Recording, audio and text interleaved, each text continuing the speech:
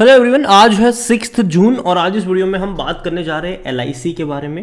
देखिए 600 रुपये से भी कम कीमत पर एलआईसी का जो शेयर है ये अभी ट्रेड कर रहा है। और देखा जाए तो भैया जो पॉलिसी सेक्टर के बाद इंश्योरेंस की अगर हम बात करें तो उस सेक्टर का सबसे दिग्गज खिलाड़ी है। इसके अलावा भारत का सबसे बड़ा इन्वेस्टर भी है। बातचीत करेंगे एलआईसी में, क्योंकि पिछले कुछ दिनों में अगर आप देखोगे तो एक सपोर्ट बनता नज़र आ रहा है यहाँ पर। और आज बाज़ार अच्छे मूड में नहीं था, लेकिन यहाँ पर गिरावट नहीं है। तो वीडियो को शुरू करूँ उससे पहले अगर आपने अभी तक चैनल को सब्सक्राइब नहीं किया है तो प्लीज़ अभी इसे सब्सक्राइब कर लीजिए, क्योंकि आगे भी बहुत सारे वीडियोस हैं जो आपको काफ़ी ज़्यादा हेल्प करेंगे। तो 600 रुपये से भी नीचे एलआईसी का शेयर ट्रेड कर रहा है। पिछले एक महीने में अगर हम देखें तो पिछले एक महीने में तकरीबन 6.5% की तेज़ी है। 550 के करीब था, एक बड़ी रफ्तार पकड़ ली, 600 रुपये से भी ऊपर गया। लेकिन अभी अगर आप देखो तो यहाँ पर ये सेटल डाउन हो रहा है, सेटल हो रहा है। यहाँ पर कोई उतना बड़ा मोमेंटम क्रिएट नहीं हो रहा है, जिस प्राइस पे है उसी को मेंटेन कर रहा है। पिछले एक साल की अगर हम बात करें तो 20% की भारी गिरावट हमने देखी यहाँ पर। अब देखिए एक बड़ा करेक्शन यहाँ पर आया ज़रूर था, और आप देखो तो 600 रुपये के आसपास सेटल क्यों हो रहा है, क्योंकि इससे पहले भी जब बहुत बड़ा करेक्शन आया था तो 600 के आसपास गया, वहाँ से बाउंस बैक दिखाया था इसने। 740 तक गया, उसके बाद भयंकर गिरावट बनी थी और ये गया था 530 पर। 600 वाला लेवल भी तोड़ दिया था, सीधा 530 पे गया। उसके बाद कुछ टाइम के लिए एक सपोर्ट बना, एक बेस बना 550 रुपये के आसपास, और एक बड़ी रफ्तार पकड़ ली। और अभी वैसा ही हो रहा है कि 600 रुपये के आसपास एक सपोर्ट बन रहा है, एक बेस बन रहा है। और अगर इस लेवल को इंटैक्ट कर पाते हैं ये, तो फिर आगे आपको 650 तक के भी टारगेट देखने को मिल सकते हैं, अगर ये इसको इंटैक्ट कर पाते हैं तो। और दूसरी बड़ी बात यहाँ पर यह है कि देखो एलआईसी में अगर आप देखोगे ना, तो एलआईसी में सरकारी कंपनी है, और होल्डिंग अगर आप देखो तो यहाँ पर 96.50% की होल्डिंग इनके पास है, गवर्नमेंट के पास है। ज़्यादातर होल्डिंग बची ही नहीं है, क्योंकि आप देखिए 96.50% सरकार के पास है। 0.63 म्यूचुअल फंड, 0.27 डोमेस्टिक के पास है, 0.08 एफआईएस के पास है। रिटेल और अदर की मिलाकर बनती है 2.52%, लेकिन उनमें से भी रिटेल इन्वेस्टर की 2.04% की होल्डिंग है। तो बहुत ज़्यादा क्वांटिटी है नहीं, तो कहीं ना कहीं प्राइस कंट्रोल रहता है, ठीक है। और अभी एक चीज़ है कि भैया सरकार को भी अपनी होल्डिंग थोड़ी सी कम करनी चाहिए, और एलआईसी भी करेगा ये। और इसको लेकर अपडेट यहाँ पर ये भी है कि India in no hurry to launch LIC FPO, ये कहना है भैया यहाँ पर। अभी हाल फिलहाल में ही हमने ओएफएस देखा, एलआईसी का सॉरी एफपीओ जो है, अभी हमने हाल फिलहाल में ओएफएस देखा था कोल इंडिया का, जिसको अच्छा रिस्पॉन्स मिला था। तो उसके बाद चर्चा शुरू हो गई कि भैया एलआईसी में भी बहुत बड़ी होल्डिंग है, तो क्या इसका भी कुछ हो सकता है कि नहीं। तो यहाँ पर एफपीओ को लेकर जो अनाउंसमेंट हुई है वो ये करी गई है। देखो, exclusive conversation with CNBC TV 18, DIPAM मतलब department of investment and public asset management, secretary जो है तुहिन कांता पांडे, उन्होंने एलआईसी को लेकर कहा है कि कंपनी ने पिछले क्वार्टर में अच्छा परफॉर्मेंस दिखाया ज़रूर है। और यहाँ पर यह भी है कि LIC is making every effort to improve it market share, but more importantly to have a quantitative change in its investor portfolio, and it has worked quite hard on the higher non-PAR business where it has plugged good growth।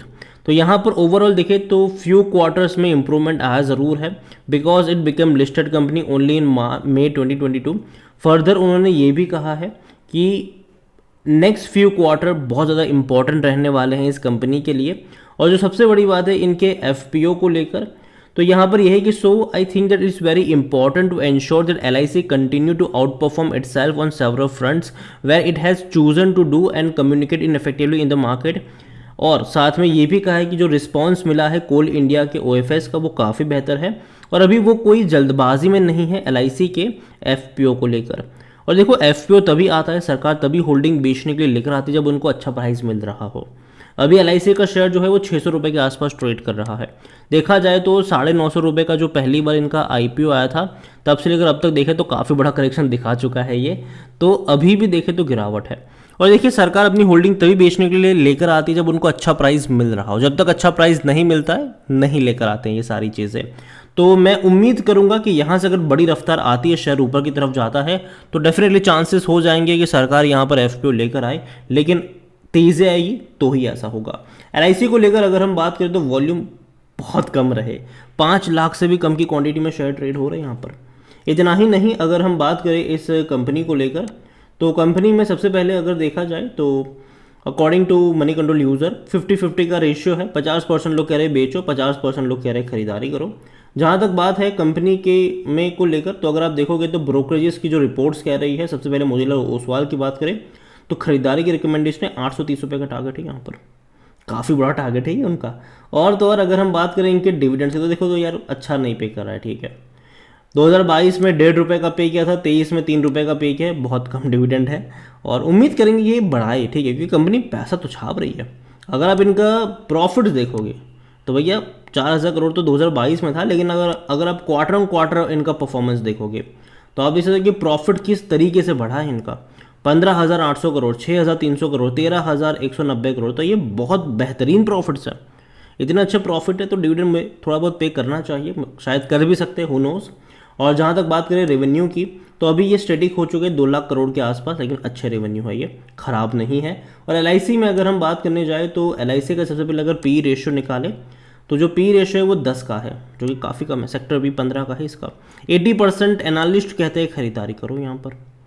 और जहाँ तक देखा जाए तो share अभी जिस price पे है वो अट्रैक्टिव तो है मेरे हिसाब से। और अगर इस रेंज पर कुछ टाइम के लिए रहता है और एटलीस्ट इस लेवल को अगर मेंटेन करके रखता है, तो जैसे कि मैंने वीडियो की शुरुआत में ही कहा कि हो सकता है कि 650 या फिर 700 के टारगेट्स आपको लॉन्ग टर्म में देखने को मिल जाए। मुझे लगता है कि पोटेंशियल ज़रूर है, अगर आप 1-1.5 साल का टाइम लेके चलते हैं यहाँ पर, तो वापस ये 700 750 का लेवल छू सकता है। और बीच बीच में थोड़े बहुत झटके खाएगा ये, ठीक है, जो तेज़ी गिरावट वाले झटके वो बीच बीच में खाएगा ये। और LIC ये एक दिक्कत इनकी ये भी है कि इनका मार्केट शेयर जो है ना इंश्योरेंस वाले में वो धीरे धीरे कम होता जा रहा है।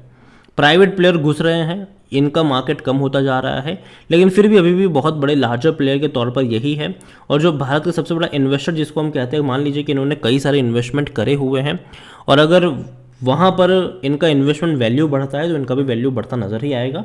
तो दिक्कत की कोई उतनी बड़ी बात मुझे लगती नहीं है, लेकिन हाँ खरीदारी करिए, बने रहिए। और जहाँ तक बात है फ्रेश बाइंग की, एक साथ बहुत सारी क्वांटिटी मत ऐड करना, लेकिन धीरे धीरे चाहो तो यहाँ पर ऐड कर सकते हो लॉन्ग टर्म के लिए, शॉर्ट टर्म के लिए नहीं, ठीक है, लॉन्ग टर्म के लिए ऐड कर सकते हो। और जहाँ तक बात है शेयर होल्डिंग पैटर्न को लेकर, इनके FPO को लेकर, मुझे लगता है कि बहुत जल्दी सरकार अनाउंस कर सकती है FPO, लेकिन वो तभी करेगी जब उनको अच्छा भाव मिलेगा। जब तक अच्छा भाव नहीं मिलता सरकार वेट एंड वॉच के मोड में होगी। और हो सकता है कि बीच में कोई ऐसी खबरें भी आपको देखने को मिल जाए जो शहर में कोई ट्रिगरदार मतलब लाद है, मतलब कभी भी ऐसा नहीं कि आज आएगी कल आएगी, हो सकता है कि 3-4 महीने बाद भी आए, 5-6 महीने बाद भी आए, लेकिन मैं मान के चल रहा हूँ कि शायद कोई ऐसी खबर आएगी जरूर जो एक ट्रिगर के तौर पर यहाँ पर काम कर सकती है और शेयर में तेज़ी आ सकती है। टाइम लगेगा लेकिन एक अच्छी रफ्तार पकड़ सकता है ये शेयर, क्योंकि सरकार को भी अपनी होल्डिंग यहाँ पर बेचनी होगी आने वाले दौर में।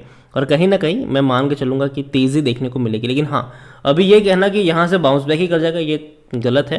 बीच बीच में ये अटेम्प्ट करेगा नीचे की तरफ जाने के भी, ठीक है। तो रखे रहो फ्रेश बाइंग की। जहाँ तक बात है थोड़ी सी क्वांटिटी ऐड करना, हर 50 रुपये की गिरावट में अगर आप चाहो तो इसको लॉन्ग टर्म के लिए ऐड करके चल सकते हो। बाकी मर्जी आपकी है। वीडियो को यहीं पे एंड करूँगा। पसंद आया तो लाइक करो, शेयर करो, चैनल अगर पहली बार है तो प्लीज़ सब्सक्राइब करें। और LIC के बारे में आप क्या सोचते हैं वो भी आप मुझे कमेंट में लिखकर बता सकते हैं। Thank you.